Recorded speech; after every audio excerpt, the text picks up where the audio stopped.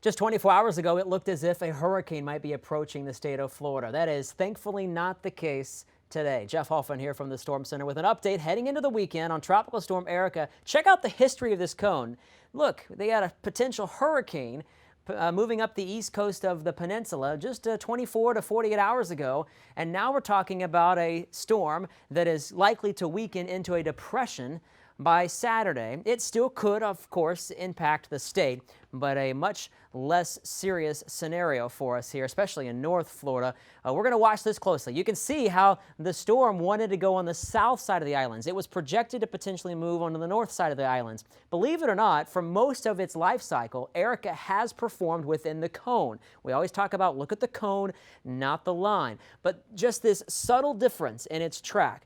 North or south of the islands is going to make a huge difference in the outcome here with Erika. You can see it was wobbling quite a bit on Friday, and when we look at the Hurricane Hunter data and look at the center of the storm compared to the thunderstorms, yeah, the thunderstorms are very much displaced from the center, evidence that there's wind shear. High winds aloft pushing the thunderstorms to the east, while the trade winds at the surface pushing the center of circulation to the west, so it all gets ripped apart. It's not until those thunderstorms wrap themselves and sustain themselves around the center of a storm will it strengthen. And I also want you to notice here the perspective. Since it's now on the south sides of these big islands, Hispaniola and Cuba, it's less likely to strengthen and probably will weaken because the mountains here are up to 10,000 feet tall, and that could certainly interact with Erika and cause it to fall apart. It's possible it'll move west as a tropical wave and dissipate entirely, but this is the official forecast track from the Hurricane Center. Notice a depression there north of Cuba on Sunday morning,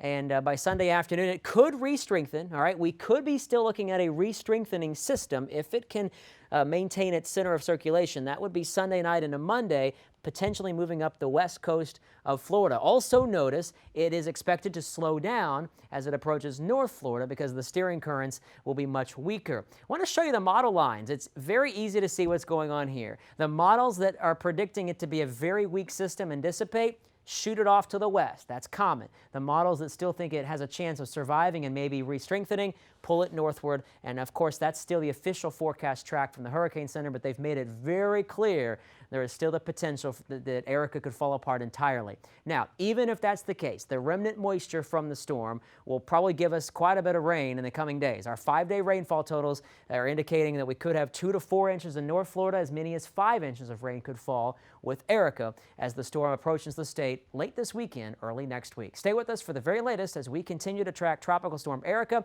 Download that new mobile app today at Florida Storms.